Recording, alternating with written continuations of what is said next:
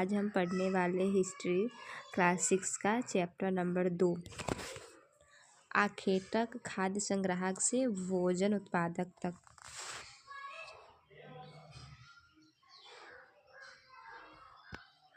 आरंभिक मानव आखिर वे इधर उधर क्यों घूमते थे? जो पहले के जो आदमी थे वो इधर उधर क्यों घूमते थे?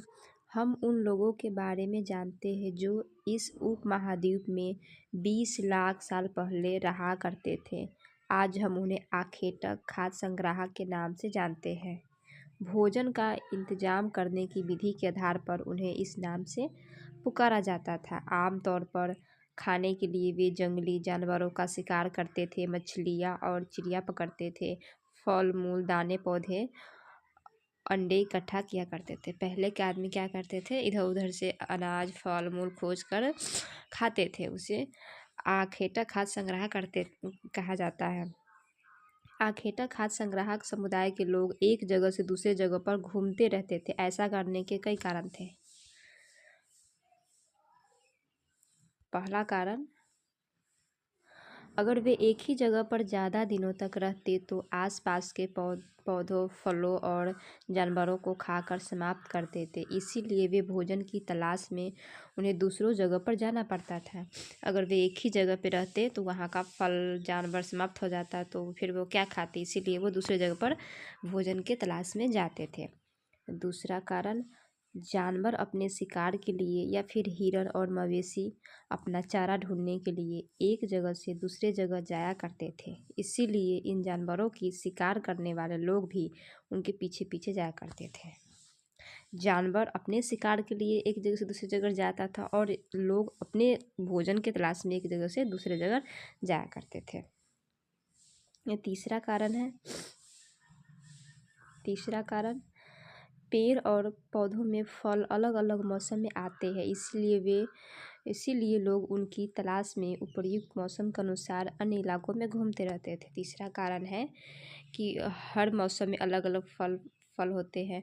एक मौसम में अगर वो एक जगह है, जैसे कि आम के मौसम में आम खा लेगा, फिर आम का मौसम ख़त्म हो जाएगा तो वो दूसरे इलाके में जाएगा, दूसरे मौसमी फल खाएगा। इसी तरह वो यहाँ से वहाँ एक जगह से दूसरी जगह घूमते थे। चौथा कारण है, पानी के बिना किसी भी प्राणी या पेड़ पौधों का जीवित रहना संभव नहीं होता है और पानी झीलों, झरनों तथा नदियों में ही मिलता है। पानी के तलाश में लोग इधर उधर जाना पड़ता था। पानी के तलाश में लोग इधर उधर एक जगह से दूसरे जगह जाते थे। जैसे कि अभी वो नदी के किनारे है, वो नदी का पानी सूख गया तो फिर दूसरे जगह जाएगा, झीलों के किनारे रहेगा। इसी तरह वो पानी के तलाश में एक जगह से दूसरे जगह पर जाया करते थे। ठीक है, समझ में आया? आरंभिक मानव के बारे में जानकारी कैसे मिलती है? पहले के लोगों के बारे में हम कैसे जानते हैं, हमें कैसे जानकारी मिलती है? तो आइए इसके बारे में जानते हैं। पुरातात्विद उसे कहते हैं जो अतीत के बारे में अध्ययन करता है। कुछ ऐसे वस्तुएं मिली है जिनका निर्माण और उपयोग आखेटक खाद्य संग्रह किया करते थे। यह संभव है कि लोगों ने अपने काम के लिए पत्थरों, लकड़ियों और हड्डियों के औजार बनाए हों। इनमें से पत्थरों और औजार आज भी बचे हुए हैं। इनमें से कुछ औजार और उपयोग फल मूल काटने और मांस काटने तथा पेड़ की छाल और जानवरों की खाल उतारने के लिए किया जाता था। तो इन सब चीज़ों से पहले के लोगों के बारे में पता चलता है। रहने की जगह निर्धारित करना। पहले के लोग रहने की जगह कैसे निर्धारित किया, कैसे वो एक जगह पर इधर उधर घूमने से एक जगह पे रहने लगा, उसके बारे में जानते हैं। कुरनूल गुफाएं, हुंगी, भीमबेटका वह पूरा स्थल है जहाँ पर आखेटक खाद्य संग्राहक के होने के प्रमाण मिले हैं। इनके अलावा भी और कई स्थानों पर आखेटक खाद्य संग्राहक रहते थे। पूरा स्थल नदियों और झीलों के किनारे बसे हुए मिले हैं। पूरा स्थल ज़्यादातर नदी और झीलों के किनारे बसे हुए, क्योंकि नदी और झीलों में पानी रहता है, इसलिए वो लोग ज़्यादा नदी और झील के किनारे ही बसे मिलते हैं। पूरा स्थल उस स्थान को कहते हैं जहाँ औजार, बर्तन और इमारत जैसी वस्तुओं के अवशेष मिलते हैं। आग की खोज।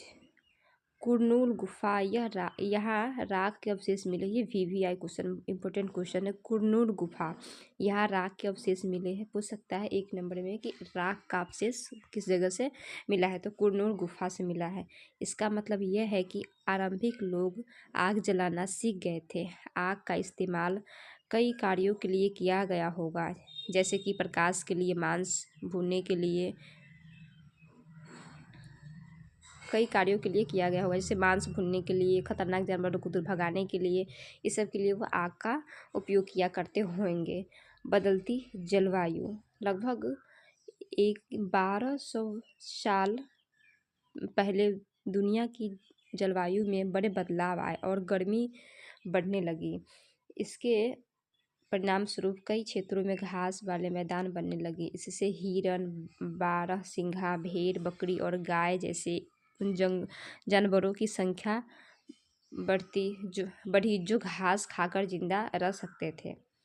खेती और पशुपालन की शुरुआत, इसी दौरान उपमहाद्वीप के भिन्न भिन्न इलाकों में गेहूं, जौ जैसे फसलों गेहूं, जौ जैसी अनाज प्राकृतिक रूप से उगने लगे थे। शायद महिलाओं, पुरुषों और बच्चे ने इन अनाजों को भोजन के लिए बटोरना शुरू कर दिया होगा। साथ ही वह यह भी सोचने लगे होंगे कि यह अनाज कहाँ उगते हैं और कब पककर तैयार होते हैं। ऐसा करते करते लोगों ने इन अनाजों को खुद पैदा करना सीख लिया होगा। इस प्रकार धीरे धीरे वे कृषक बन गए। इसी तरह लोगों ने अपने घर के आसपास चारा रखकर जानवरों को आकर्षित कर उन्हें पालतू बनाया होगा। सबसे पहले जिस जंगली जानवर को पालतू बनाया गया वह कुत्ते का जंगली पूर्वज था। ये इंपॉर्टेंट क्वेश्चन है। धीरे धीरे लोग भेड़, बकरी, गाय और सूअर जैसे जानवरों को पालने लगा।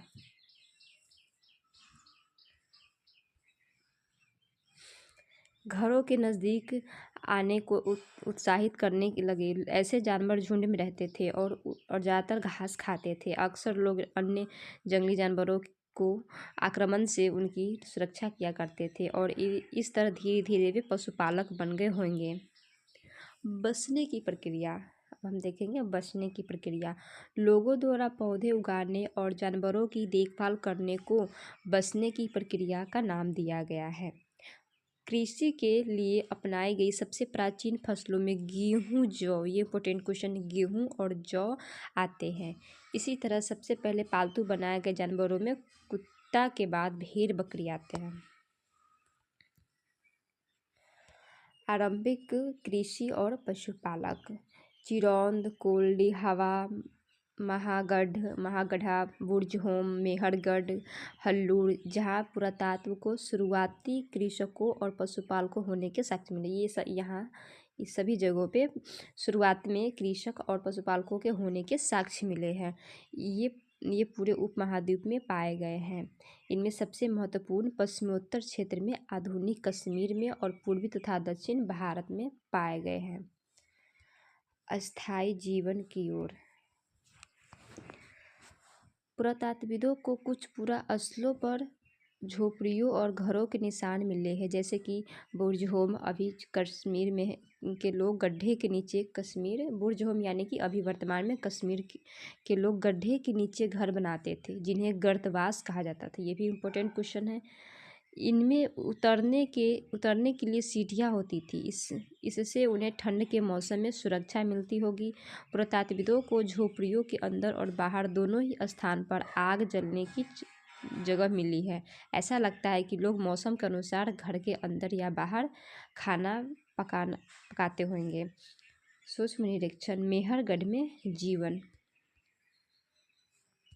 मेहरगढ़ यह ईरान जाने वाले सबसे महत्वपूर्ण रास्ते बोल्लर दर्रे के पास एक हरा भरा समतल स्थान है।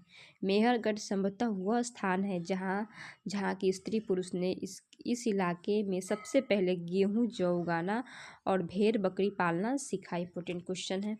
यहाँ विभिन्न प्रकार के जानवरों की हड्डियाँ मिली। इनमें हिरन तथा सूअर जैसे जंगली जानवरों तथा भेड़ और बकरियों की हड्डियाँ हैं। मेहरगढ़ में इनके अलावा चौकोर तथा आयताकार घरों के अवशेष भी मिले हैं। प्रत्येक घर के 4 या उससे ज़्यादा कमरे हैं, जिनमें से कुछ संभवतः भंडार के काम आते होंगे। मृत्यु के बाद मृतक के सगे संबंधित उसके प्रति सम्मान जताते हैं।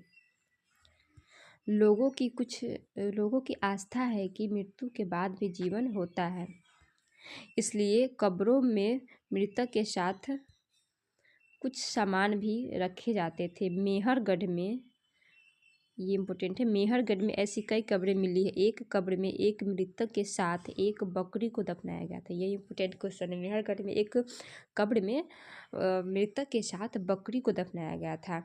संभवतः इसे परलोक में मृतक के खाने के लिए रखा गया होगा, ऐसा माना जाता है। तो ये इम्पोर्टेंट क्वेश्चन है। शव के मृतक के साथ बकरी को कहाँ पे दफनाया गया था? तो मेहरगढ़ में।